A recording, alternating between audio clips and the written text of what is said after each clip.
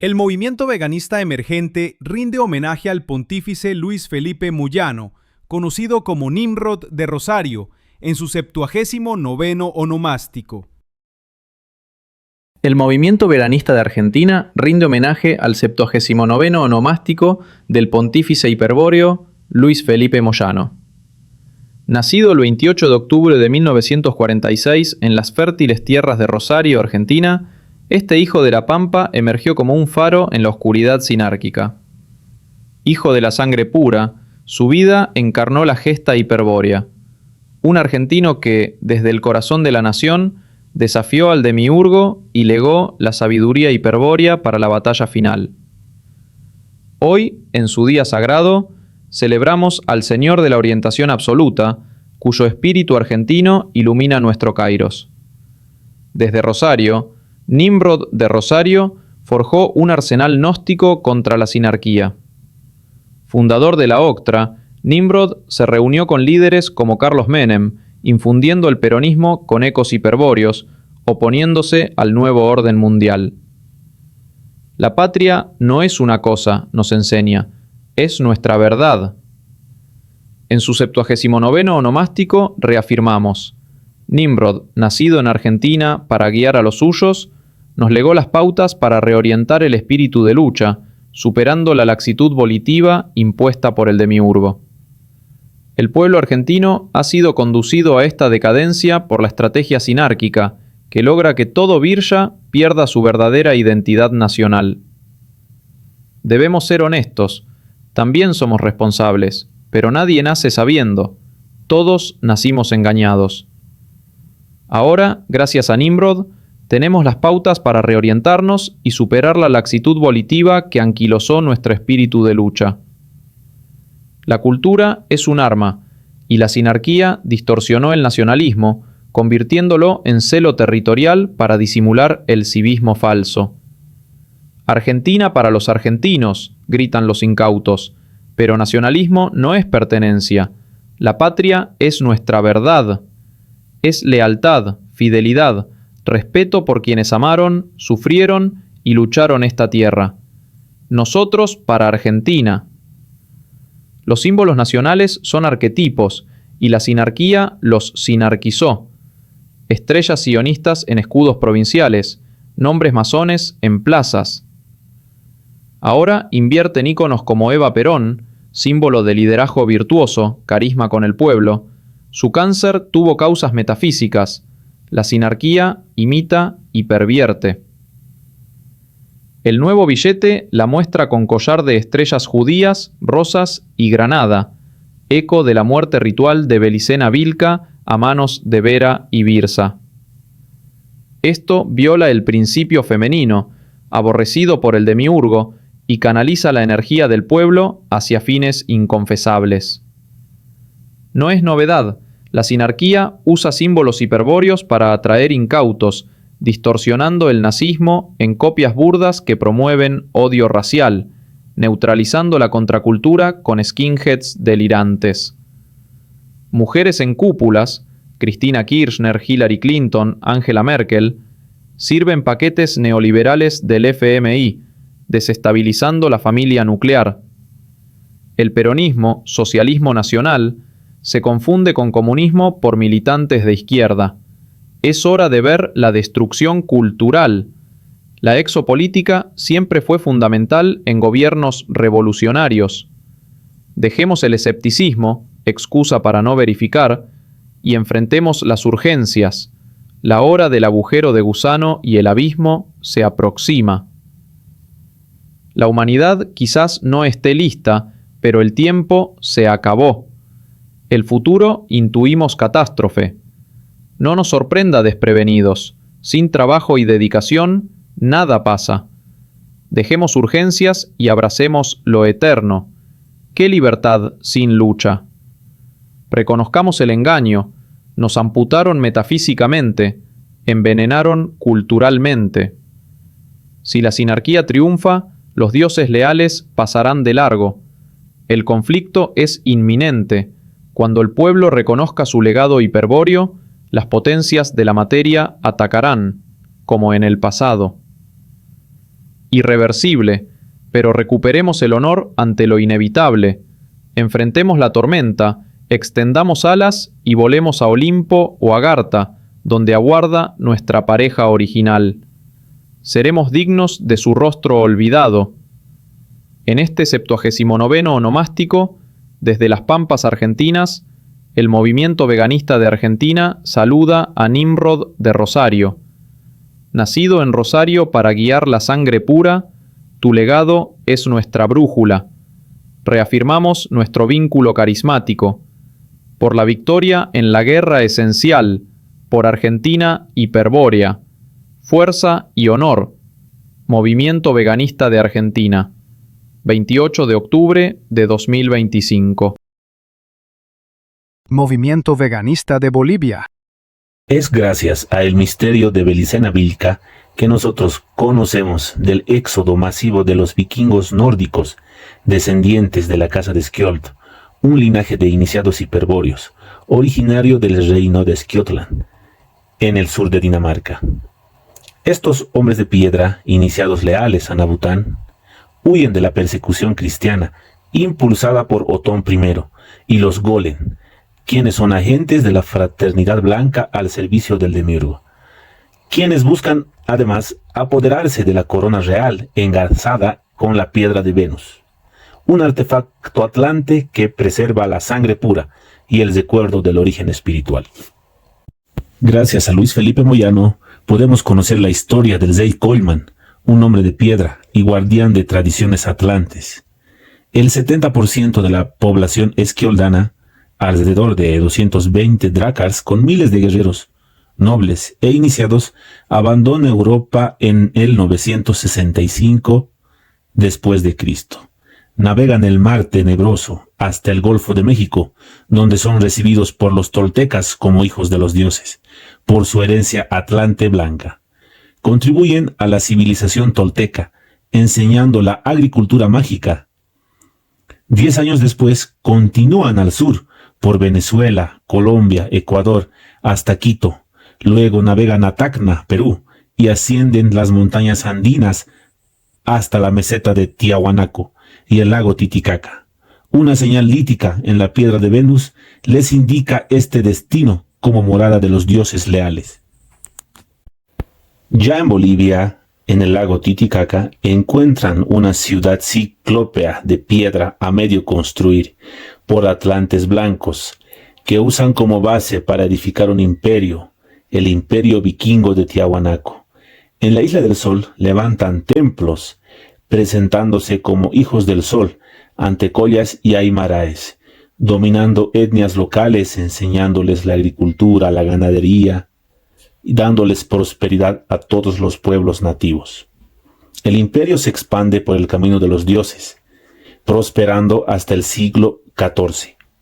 Es así que se alza el imperio vikingo de Tiahuanaco como un centro político que domina toda la región, y es la historia que nos ocultan varios investigadores como Arthur Posnansky en su libro Tiahuanaco, la cuna del hombre americano. Así lo señala, con pruebas científicas de este origen vikingo en el Ande. También Jacques de Maillet, en sus libros y relatos, nos muestra cómo es que el Rey Sol logra hacer grandes proezas para poder desarrollar todo un imperio que abarca América del Norte, América Central y América del Sur.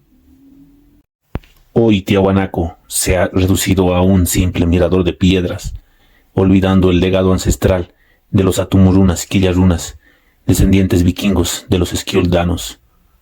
Gracias a Luis Felipe Moyano hemos logrado recordar esta historia perdida, y es por eso que censuran toda su obra. Pero gracias al misterio de Belicena Vilca sabemos de dónde venimos y sabemos hacia dónde vamos. En el aniversario del nacimiento de Luis Felipe Moyano, o Nimrod de Rosario, autor de la novela mágica El misterio de Belicena Vilca, nos encontramos en un valle que parece extraído de sus propias páginas. Cochabamba, Bolivia, una tierra fértil custodiada por las montañas que nos recuerda a las tierras de la Vega, un paisaje cargado de un poder ancestral. Hoy, en su honor, no hablaremos solo de palabras, sino de cómo su palabra se hizo materia, porque en este valle un símbolo central de la sabiduría hiperbórea, ha cobrado forma, manifestando el poder del espíritu en madera y piedra. La descripción de Luis Felipe Moyano en el libro es: la escultura de la Virgen es de madera pintada, de pequeñas dimensiones, 70 centímetros de alto, 30 de ancho y 30 de profundidad. Se halla sentada en actitud majestuosa sobre una cátedra, también de madera. El rostro es de bellas facciones occidentales, puesto que reproduce a una de las damas de Tarsis, y sonríe suavemente mientras sus ojos se dirigen fijos hacia adelante. El cabello cae en la forma de 16 trenzas finamente talladas, que surgen inmediatamente por debajo de la corona, porque tanto ella como el niño exhiben los atributos de la dignidad real. Ambas coronas son triples y octogonales. En tanto el niño se halla sentado en su regazo, sobre la rodilla izquierda, en tanto ella amorosamente lo sostiene del hombro con su mano izquierda. A diferencia de la escultura de la Virgen, es de madera pintada, la del niño es de piedra blanca. Virgen de madera, niño de piedra. El rostro de la Virgen está pintado de blanco inmaculado, el cabello de oro, el cuerpo de rojo y la cátedra de negro. Con la mano derecha, la Virgen empuña un haz de 16 espigas de trigo y una vara. Con la mano izquierda sostiene al niño. Sus pies están separados, así como sus rodillas, y bajo el pie derecho se ve, aplastada, asomar la cabeza de una serpiente. El niño, Cristo Rey, por su parte, mira fijamente hacia adelante, en la dirección que mira su Divina Madre, y tiene un libro en la mano izquierda, mientras con la derecha realiza un gesto que destaca en ángulo recto, entre los dedos índice y pulgar. Esta no es solo una escultura, que cambió con el tiempo, es un arma estratégica, es la Virgen de Agartha, manifestación de Freya, la diosa del fuego frío.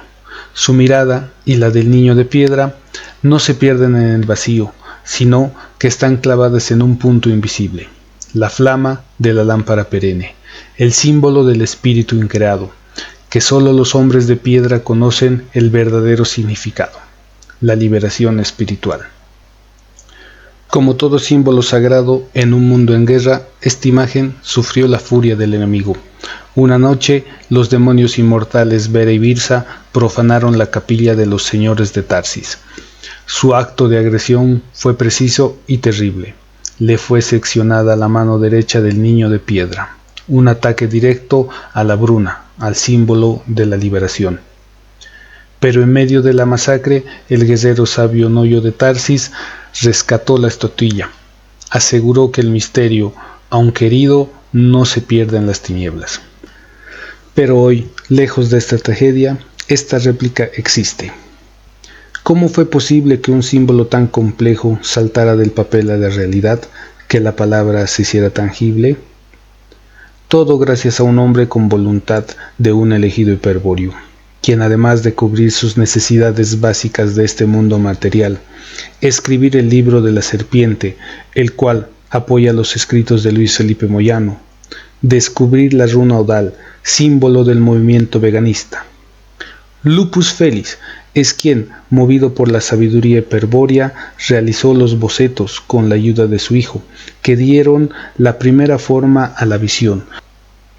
Mientras se preguntaba qué es una corona triple octogonal y qué es una vara, fue él quien por increíble sincronicidad encontró al escultor Agapito, que casualmente vivía en el mismo barrio. Corrió con los gastos y quien, con paciencia y honor, supervisó el trabajo para que cada detalle, cada símbolo, cada intención fuera fiel al misterio revelado. Escogió el color de la serpiente, ya que este no es detallado, y agregó la estrella de 8 puntas detrás de la cátedra, porque sabe que detrás de Venus se encuentra lo luciférico. Y el arte se alineó con el Kairos. La escultura se terminó de tallar el 9 de septiembre de 2009, el mismo día de la carta de sinceramiento entre Roberto, Felipe y Rosalía, en una disertación de la Octra. Ante lo incierto y la dureza de la revelación hiperbórea, era sincrónico que la Virgen se manifestase como respondiendo a dicha carta. Se presentó al público en la ciudad de La Paz el 10 de noviembre del 2009, en el primer gran meeting veganista. Desde entonces, todos los miembros del movimiento veganista peregrinan hacia ella para recordar su promesa de lealtad hacia la Virgen, convirtiéndose en guerreros y esperando la batalla final. Mi persona tuvo el honor de realizar esta peregrinación, poder llegar a los pies de la Virgen, ama de los Andes, pidiendo que convirtiera en piedra este corazón para ser digno de luchar a su lado. Tuve el privilegio de poder platicar con Lupus Félix, que en pocos minutos me pudo compartir su inmenso conocimiento. En este día especial, el cumpleaños de Nimrod de Rosario, esta obra es más que un homenaje. Es un acto de honor, un regalo, no para nosotros, sino para el autor que nos guió a través de esta prisión material hacia la verdad, a la liberación espiritual hecha de madera y piedra. Gracias y feliz cumpleaños, Luis Felipe Moyano, Nimrod de Rosario. Camaradas, mi nombre es Yoneo Kakanebiri. En el aniversario del Emperador Universal Luis Felipe Moyano, desde mi tierra natal, Oruro, nos encontramos bajo los pies del monumento a la Virgen del Socavón, la ñusta guerrera, que según las leyendas locales, protegió al pueblo de los Uros de las plagas enviadas por el dios Wari, que eran el cóndor, el lagarto, el sapo, la hormiga y la serpiente. La ñusta guerrera los desató, convirtiéndoles a cada uno en piedra. La gran referencia a la diosa Venus. De ahí nace la Diablada, donde diablos danzan por las calles principales de la ciudad, rindiendo homenaje a la Virgen del Socavón. Arturo Poznanski, en su libro Tiwanaku, la cuna del hombre, describe el desastre de los vikingos en la isla de la Luna. En el libro El Imperio Vikingo en Tiwanaku, su información evidencia que los pueblos de raza blanca habitaron América siglos antes de su supuesto descubrimiento. Y estas poblaciones aportaron un viaje lleno de riqueza cultural, tan vasto y místico que aún se conserva en el Ande, en mitos, leyendas y folclore de todos los pueblos americanos, la Diablada boliviana. En enero del 2010, el movimiento veganista, bajo el liderazgo del licenciado Pablo Santa Cruz de la Vega, rescata la Diablada veganista, que es un recuerdo del arribo de los vikingos a estas tierras y toda su mística rúnica. Tras los errores que presenta la Diablada tradicional orureña, como por ejemplo, es el ángel Lucifer quien guía a los diablos, pero lo confundieron con el ángel Miguel. En una presentación de la Diablada veganista en el Tambo Quirquincho, en la ciudad de La Paz, se llega al acuerdo que la Virgen de la Vega, ama y defensora de los agricultores, sea la patrona del Jiscanata, que se celebraba el 15-16 de febrero del 2010, pero lastimosamente se retractaron. Existen repercusiones en Oruro y el rechazo de la AFO, alegando y excusando la distorsión de la danza tradicional, principalmente por el concejal Arturo Alessandri.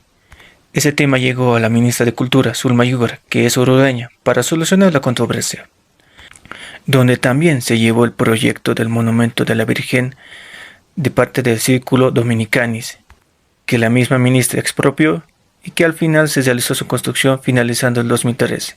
Pese a todo ello, aún seguimos aquí, con el recuerdo y la difusión de la gran novela mágica, El misterio de Belicena Vilca, ya que la imagen de la Virgen es un símbolo de nuestra representación, de nuestro anhelo de la liberación, símbolo de la transformación cuya comprensión y difusión es uno de los fines del movimiento veganista. Movimiento Veganista de Brasil.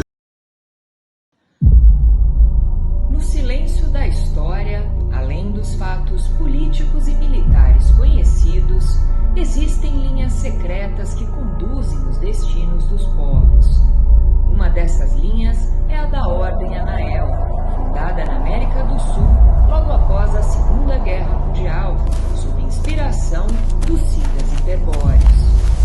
A missão da Ordem Anael era clara: criar focos de resistência espiritual e política fora do controle da sinarquia mundial. Enquanto o mundo se dividia entre o bloco soviético e o bloco norte-americano, a Ordem Anael preparava uma terceira posição, nem socialista, nem capitalista, mas profundamente enraizada na memória hiperbórea do Espírito Eterno. Foi nesse contexto que figuras como Eva Duarte de Perón, reconhecida como Vraia da Ordem, desempenharam um papel decisivo na Argentina. Eva não era apenas uma líder popular. Para os iniciados, ela representava a ligação viva entre os planos espirituais da sabedoria hiperbórea e o destino político do continente. Mas a estratégia não se limitava à Argentina. No Brasil, membros da SS organizaram na cidade de Blumenau, em Santa Catarina, uma base esotérica da Ordem Anael. E nesse cenário surge a figura de Nimrod Rosário, Luiz Felipe Moyano, discípulo e portador da sabedoria hiperbórea. Ele foi enviado ao Brasil para reforçar os vínculos da Anael Argentina com Menotti Carnicelli, líder da Anael Brasil. Mas Moyano encontrou um cenário desolador, pois a ordem no Brasil já havia sido desativada. Felipe tinha esperança que a ordem ressurgisse, pois o Brasil ocupava um lugar central na estratégia. Desde a década de 1950, Getúlio Vargas e depois Juscelino Kubitschek foram vistos como peças fundamentais no projeto de unificação do Cone Sul. Os documentos da ordem falam do Plano ABC, Argentina, Brasil e Chile, uma tentativa de erguer um eixo geopolítico independente, capaz de resistir ao imperialismo e dar origem a uma nova civilização.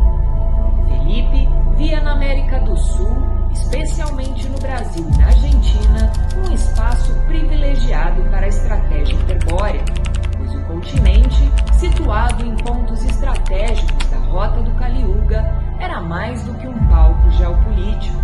Era um campo espiritual onde a guerra final entre o espírito e a matéria poderia se desenrolar.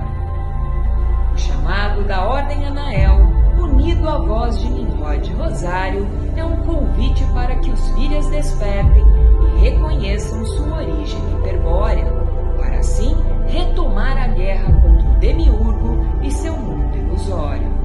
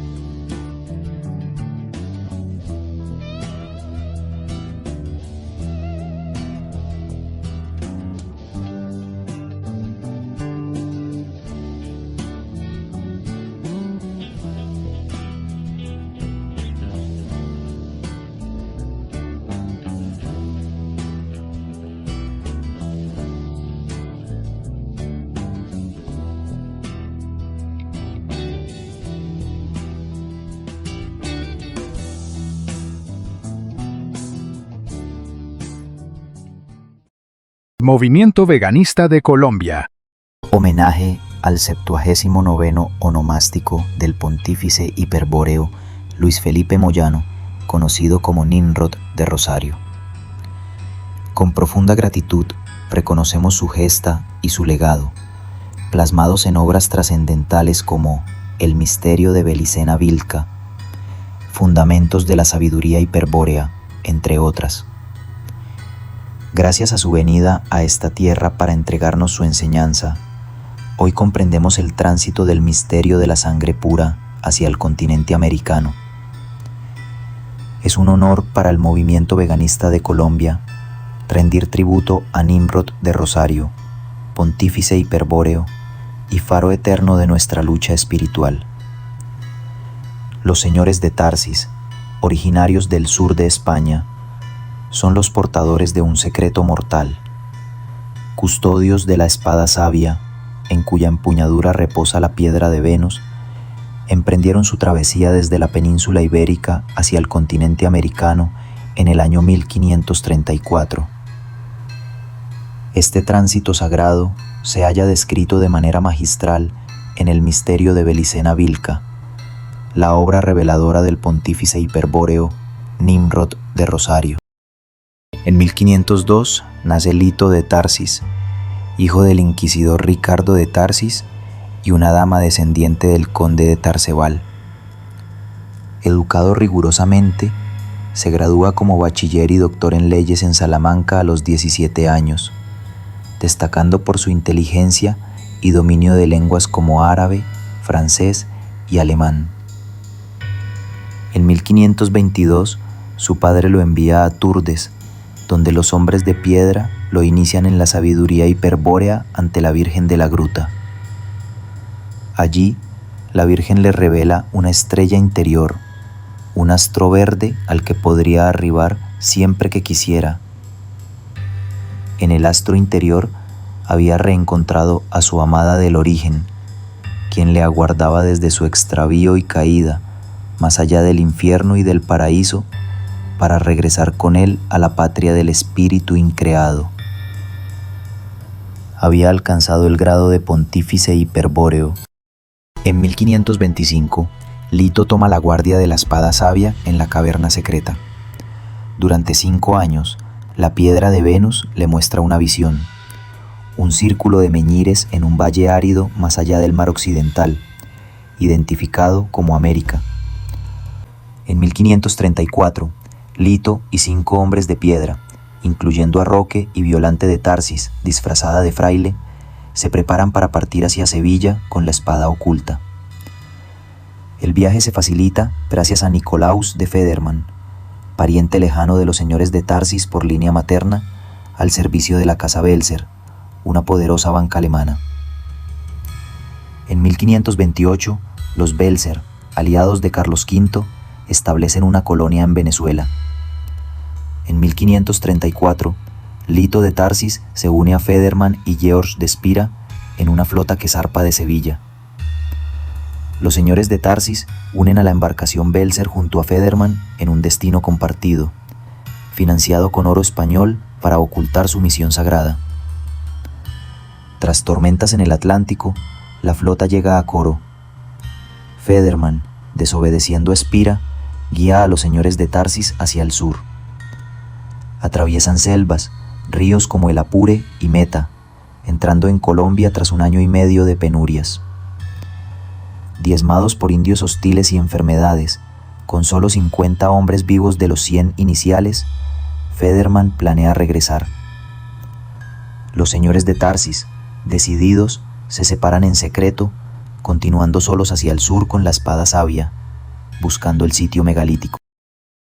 En una fortaleza incaica, rodeados por indios muiscas, Lito de Tarsis usó las palabras que le comunicó la piedra de Venus: Apachicoj, Atumurruna, Pucara Tarsi.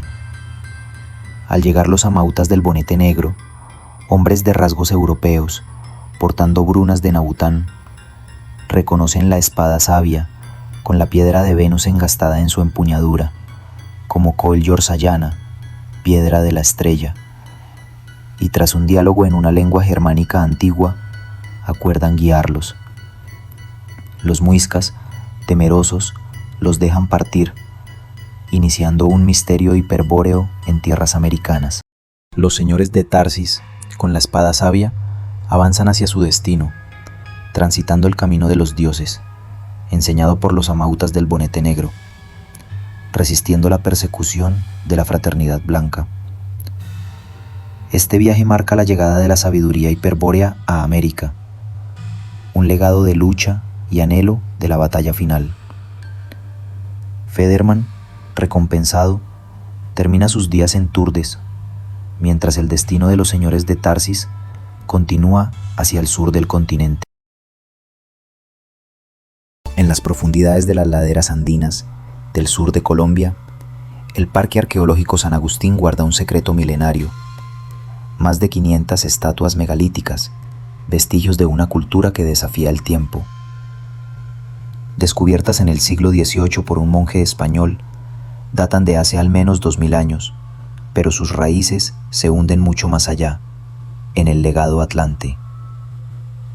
Aquí, la sabiduría lítica, esa ciencia ancestral de los hombres de piedra, se manifiesta en piedra, resonando con la visión histórica desvelada por Nimrod de Rosario. En conmemoración de su 79º onomástico, el movimiento veganista de Colombia resalta este sitio como una muestra del legado atlante y la sabiduría lítica. El 27 de marzo de 2019, el teórico de antiguos astronautas David Childress, acompañado por el historiador hindú Pravin Mohan, adentró en este remoto enclave montañoso. Estuve aquí hace años y vi la influencia hindú, confiesa Childress a Mohan, cuyo corazón late acelerado ante un sitio hindú en Sudamérica. Remoto y elevado, San Agustín alberga esculturas que confunden a la ciencia. Childress identifica similitudes con las Olmecas de México, pero más antiguas, desde el 3000 a.C., predatando los sitios mesoamericanos en milenios. Este es uno de los sitios olmecas más antiguos, afirma. Pero Mohan revela conexiones profundas con el hinduismo del sur de India. Observen, una deidad central con colmillos, flanqueada por guardianes armados sosteniendo cráneos, arquitectura típica de templos tamiles. Eso es Shiva, el destructor, exclama Mohan. Y allí, lingams cilíndricos, símbolos de Shiva, algunos con rostros tallados, mukalingams, iconografía clásica india. Más asombroso, un águila gigante, Garuda, devorando una serpiente naga con pico y garras, exactamente como en textos hindúes, donde Garuda y nagas representan una facción de una raza extraterrestre, no meros animales. Childress compara con Vietnam y la bandera mexicana, semidioses hindúes volando en naves espaciales a través del Pacífico, y en un dolmen, guardianes con escamas, capuchas de cobra y costillas visibles, nagas protectores, idénticos a templos tailandeses. Las cobras no existen en América, nota Mohan. Serpientes emplumadas como Kukulcán Maya. Esto grita migración atlante, una civilización técnica que rechazó la rueda por motivos estratégicos, alineada con la sabiduría hiperbórea de Nimrod de Rosario. Este enigma atlante en San Agustín, con Shiva manifestado en piedra, encuentra eco en la estela de Chiripa, de origen tiahuanacota, hallada a orillas del lago Titicaca. Precursora de Tiwanaku, Chiripa comparte el altiplano con culturas formativas, pero su estela revela el corazón de lo sémico, la significación como semilla, origen de imágenes, sonidos y expresiones arquetípicas. El universo es formal y resonante, signado por verbal, expresión, imagen. Para el sujeto consciente, la esfera de luz, la imago surge cuando la razón falla, convirtiendo al ser en un continente de imaginación. Pero la imagen se invierte al integrarse en la estructura cultural, como en la memoria arquetípica. El cerebro invierte signos y símbolos para que la razón los note. Miremos la estela de Chiripa. Invertida, su bajorrelieve se torna altorrelieve, prueba concluyente de esta mecanicidad psíquica. La psique es una pantalla óntica, notando solo imágenes. Solo cuando la asimilación es significante, surge el proceso dialéctico racional. La razón filtra con conceptos, neutralizando el poder luminoso del imago, reduciéndolo a una ración ínfima. Desconfiemos de la razón como parámetro ontológico, La inversión neutraliza lo analítico. La significación real se estructura en lo irracional, en la esfera de sombra y afectiva. En San Agustín, la presencia de Shiva, el destructor con colmillos, implica indefectiblemente a Parvati, su consorte, en la dualidad divina. Esta relación sagrada, vestigio de una cultura más antigua que la olmeca centroamericana, grita misterio atlante, no mera cultura atrasada, sino estratégica, rechazando símbolos circulares por lealtad hiperbórea. La estela de Chiripa contrasta y complementa. Su inversión psíquica revela cómo el imago atlante, sémico y resonante, se filtra en la razón colectiva, aglutinándose en lo irracional hasta que un kairos lo despierta. Así enlazamos con Kali, la dama Kali, encarnación feroz de Parvati, destructora de ilusiones, guardiana de la significación luminosa. En Colombia, estos vestigios, de Huila a Titicaca, son el legado atlante de la sabiduría lítica, un llamado a la sabiduría hiperbórea. El movimiento veganista de Colombia, en este homenaje al 79º onomástico de Nimrod de Rosario, Luis Felipe Moyano, resalta los vestigios de San Agustín como remanente atlante, que nos muestra la importancia de la zona sur de Colombia, con el legado de Shiva y Parvati reflejado en nuestra era actual en Cali, sí, en la ciudad de Cali, Valle del Cauca. Cali, no una deidad separada, sino una poderosa manifestación de Parvati, la consorte de Shiva. Encarna la destructora de ilusiones y la guardiana de la transformación. Este vínculo sagrado entre Shiva y Kali no es casualidad, es un reflejo espiritual. Desde Cali, cuna del primer círculo veganista en el año 2012, brota la semilla del movimiento veganista de Colombia, un símbolo femenino de fuerza y visión. Gracias a su labor, el movimiento crece en toda Iberoamérica. En 2018 surgen círculos en Bogotá, Pereira y Cali. Más tarde, en Cúcuta y Antioquia. Hoy, en 2025, 9 círculos veganistas fortalecen la estrategia hiperbórea en Colombia. Recientemente, 2 nuevas damas veganistas emergen en Bogotá y el departamento del Cauca, reafirmando la vitalidad de esta semilla. Kali, Parvati, demuestra que el poder femenino hiperbóreo es clave en esta lucha espiritual. Fuerza y honor. Movimiento Veganista de España. Saludos, camaradas, desde el Movimiento Veganista Emergente de España.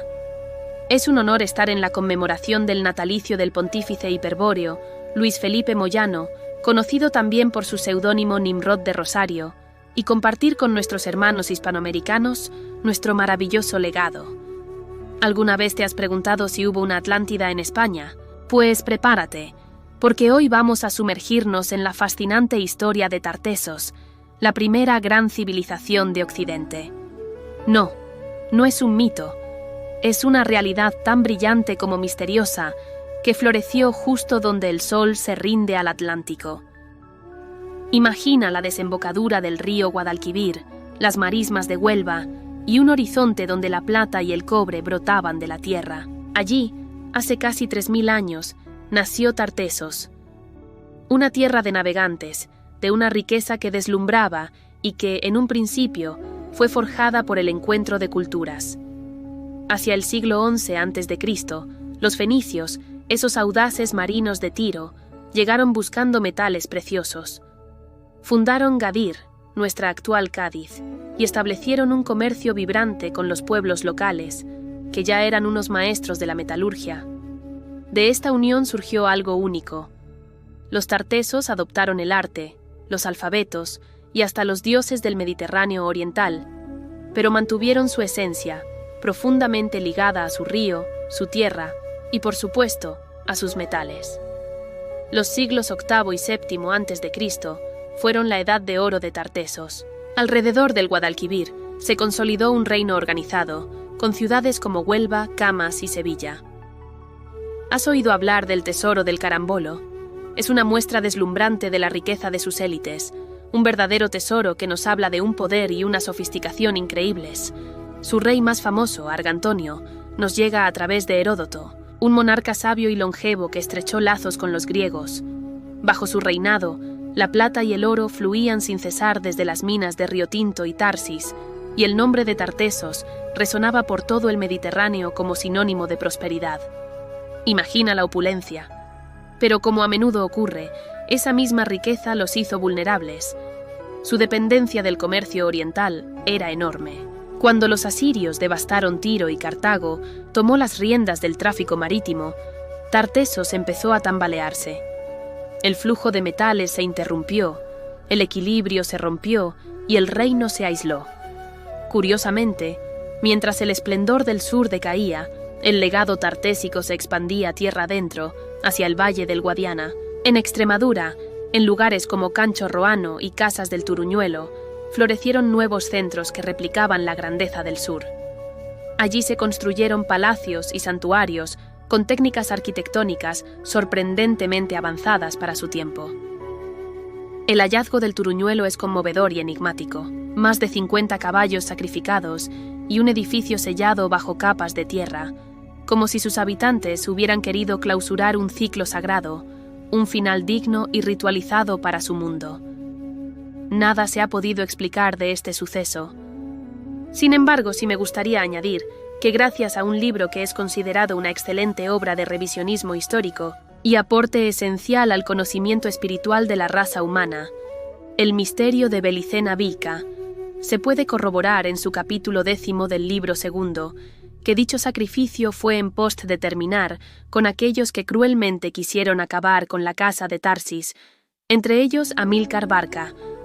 Los hierofantes tartesos prefirieron quemar su templo antes de entregarlo. Hacia mediados del siglo VI a.C., el gran reino de Tartesos se desintegró, pero la historia no termina ahí.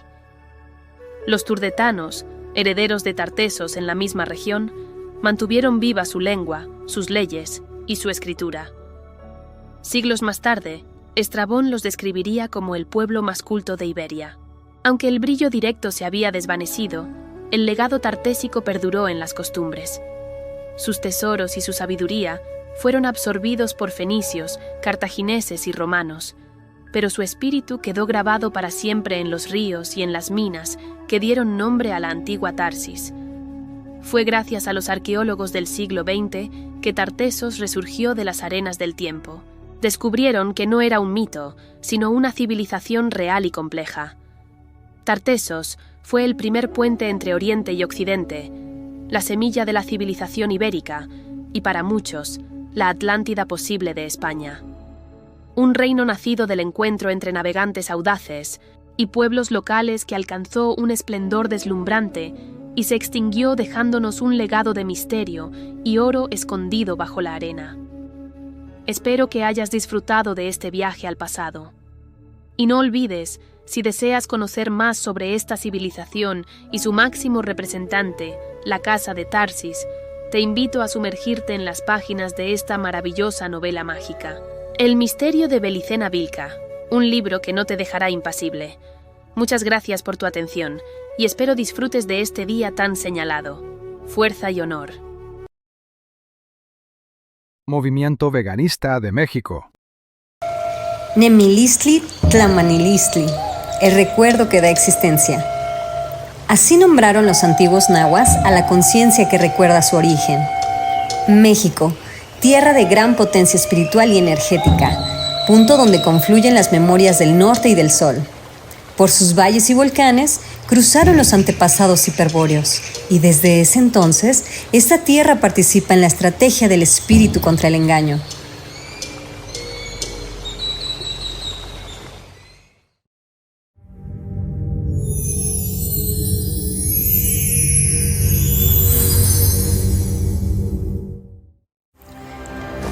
En el sur de Dinamarca, en la región de Slesvig, floreció durante siglos el reino de Skjoland, descendientes de los atlantes blancos y custodios de la piedra de Venus, reliquia hiperbórea heredada de la Atlántida. Por su fidelidad a Odín, quien es el mismo Nabután, los Golem decretaron el exterminio de su linaje. Mas el rey Colman, guiado por mandato divino, pronunció: Odín guió a nuestros ancestros y les entregó estas tierras. Él nos manda ahora partir hacia otro reino, allende los mares.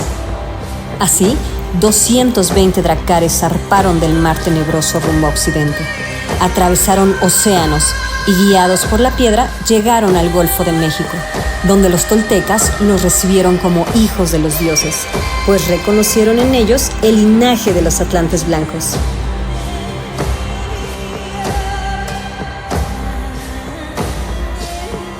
De este encuentro nació un nuevo pueblo, y durante 10 años la civilización de los toltecas prosperó como nunca antes. Algunos permanecieron en tierras mexicanas. El resto de los esquioldanos continuaron hacia el sur, hasta hallar en Tiwanaco el signo de la piedra de Venus. Allí levantaron el imperio vikingo de los Atumurrunas, los hombres de piedra.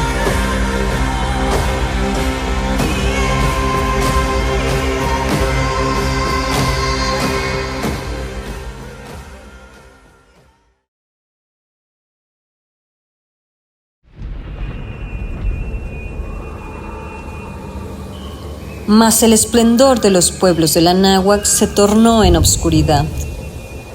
Con el paso de los siglos, la memoria de Cristos Lucifer, Quetzalcóatl, la serpiente de luz, fue suplantada por su opuesto, el mago colibrí, Huitzilopochtli, uno de los rostros del Dios Uno, Jehová Satanás. En su nombre se alzó un culto sangriento. Cada amanecer debía ser sostenido con corazones humanos, cada victoria celebrada con sacrificio. Así nació la Xochillahoyotl, las guerras floridas, una maquinaria ritual que alimentaba al falso dios con sangre de virgens. La espada, que debía servir al espíritu, se rindió al engaño.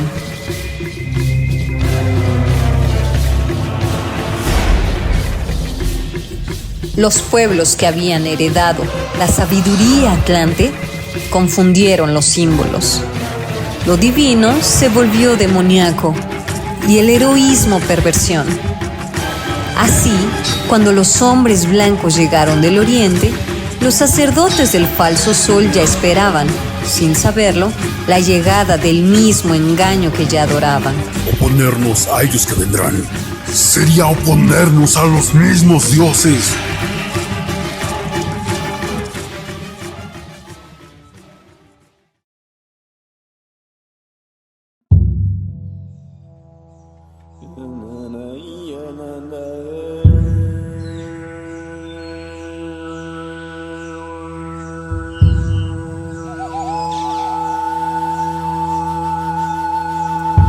En esos días de confusión, una mujer de linaje real miró más allá del velo del engaño.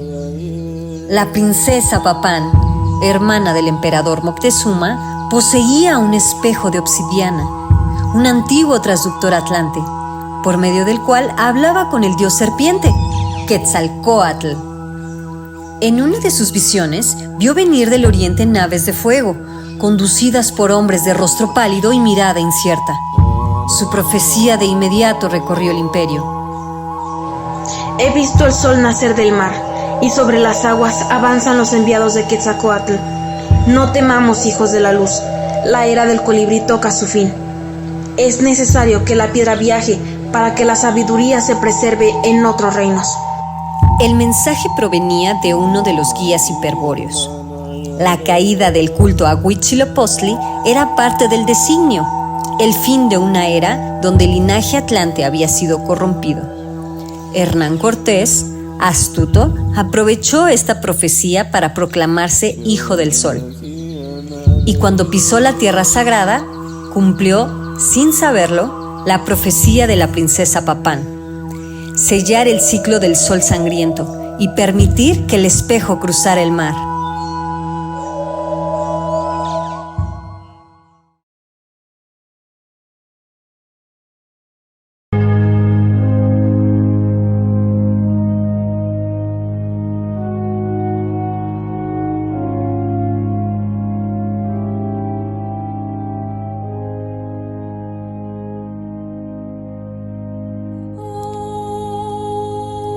El espejo de obsidiana se mantuvo en manos de Cortés, hasta ser entregado al misionero flamenco Pedro de Gante. Tras su muerte, el espejo quedó olvidado en el convento de San Francisco de México. Décadas más tarde, el emperador Rodolfo II, ávido estudioso de los misterios, emprendió gestiones ante su tío Felipe II para recuperarlo. Así fue como el transductor Atlante fue llevado a Inglaterra y su existencia llegó a oídos de la reina Isabel I, quien decidió consultar sobre la piedra azteca al doctor John Dee, experto en óptica y uno de los sabios más importantes del reino.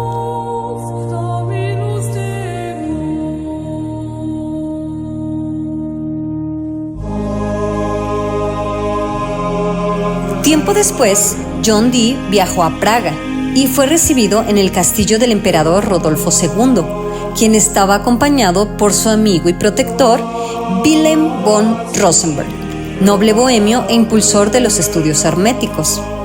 Allí, en los aposentos imperiales, John Dee contempló por primera vez el reflejo oscuro de la piedra Atlante.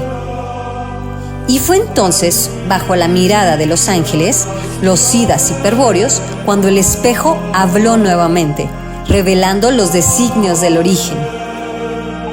Este es el mismo fuego que iluminó a Papam. Europa será ahora el escenario de la estrategia. Despierta las órdenes del retorno al origen.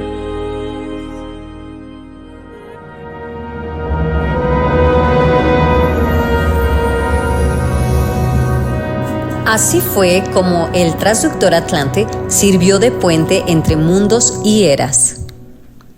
En su resplandor se revelaron los planos para la fundación de las órdenes secretas. La Sapiens Dominabitur Astris, la Einherjar y más tarde, en el siglo XX, la Germanenorden, la Thule Gesellschaft y la Orden Negra SS.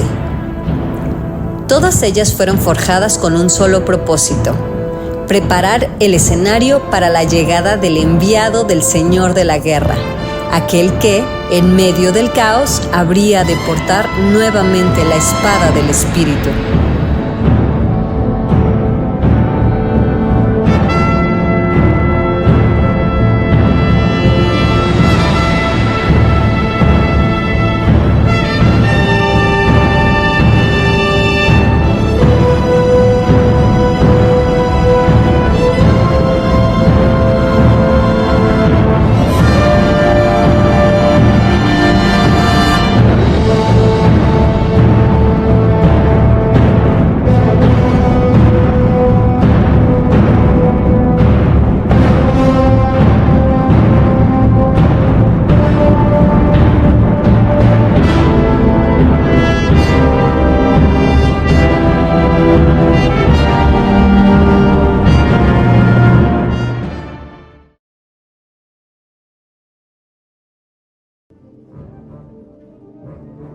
La estrategia cumplió su misión en Europa, y las ondas generadas por la gran acción del Espíritu del Norte recorrieron la tierra y el mar, concentrándose en el punto donde dormía la memoria de la Atlántida.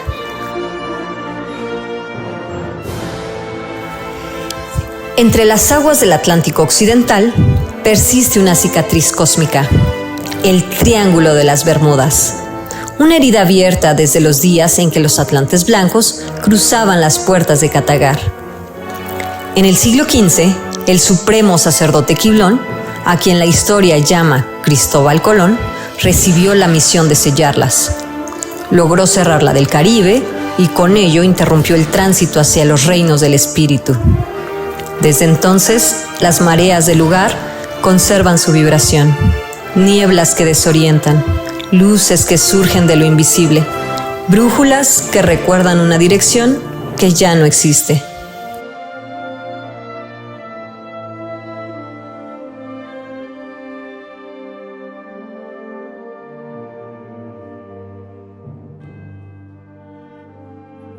En las costas de Centroamérica, entre Panamá y Costa Rica, pueblos antiguos conservaron la memoria del origen. Los indios Cuna se levantaron y fundaron la República Independiente de Tule, ondeando la saubástica sobre fondo amarillo. No fue un simple acto político, fue la afirmación de una herencia espiritual que ni el tiempo ni la conquista lograron borrar. Su bandera, eco de las runas de Nabután, es testimonio de un linaje que no deja de luchar. Hoy, esa fuerza recorre América, de México a Costa Rica, del Caribe al Pacífico. Es el mismo pulso que partió de México, cruzó Europa y regresa al sur, preparando el camino para una nueva manifestación del espíritu.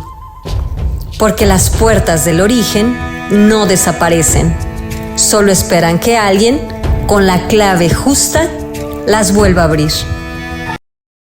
Movimiento Veganista de Perú.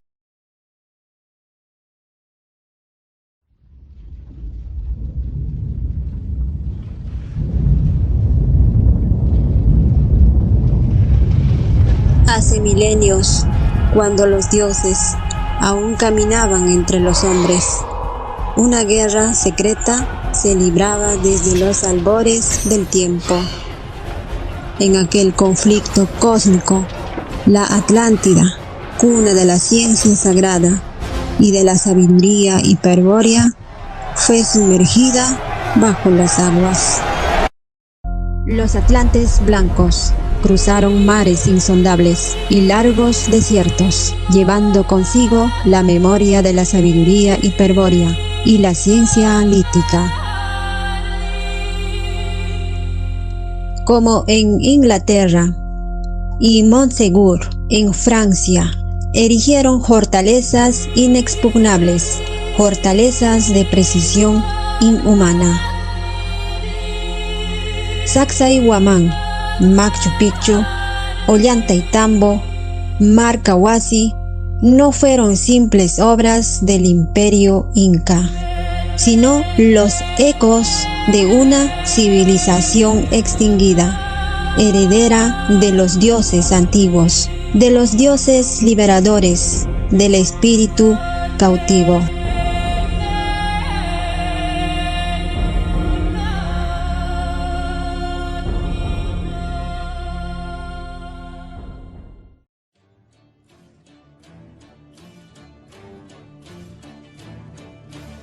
Siglos después, en el año 965, vikingos del reino de Skjotland surcaron el océano en 220 dracares. Venían del mar helado, portando los símbolos de Wotan y los ecos del mismo linaje perdido. Llegaron al puerto de Hilo, en el actual Perú, buscando las rutas antiguas de los atlantes. Las crónicas secretas narran que convivieron con los pueblos locales, intercambiando metales, saberes y símbolos. No fueron invasores, sino peregrinos del recuerdo. Tuvieron como destino final el imperio vikingo de Tiahuanaco. En tumbas de la costa peruana, arqueólogos hallaron restos humanos con cabellos rojizos y facciones europeas. También se hallaron textilería del tiempo de los incas, con la runa Odal, de origen nórdico. Libros de Jacques de Mayeux. El imperio vikingo de Tiahuanaco. El gran viaje del dios Sol. Dracares en el Amazonas.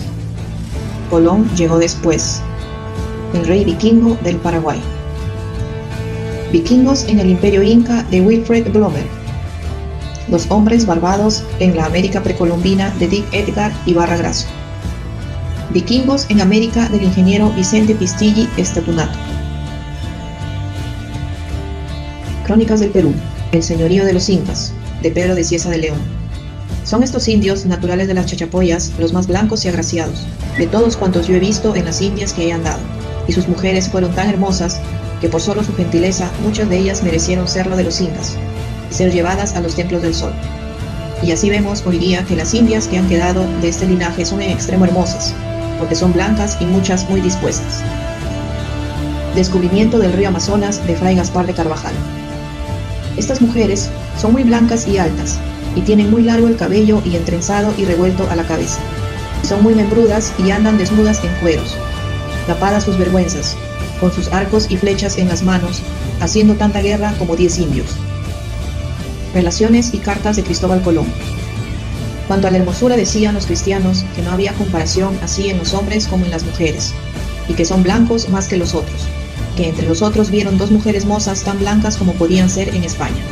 Este rey y todos los otros andaban desnudos como sus madres los parieron, y así las mujeres, sin algún empacho, y son los más hermosos hombres y mujeres que hasta allí se hubieran hallado. Hartos blancos, que si vestidos anduviesen y guardasen del sol y del aire, serían casi tan blancos como en España, porque esta tierra es muy fría. Recuerdos de la monarquía peruana o bosquejo de la historia de los incas, por Justo Sahuaraura Inca. Huiracocha Inca y su mujer se llamó Mamarrunto, a quien la llamaron así porque fue tan blanca como el huevo.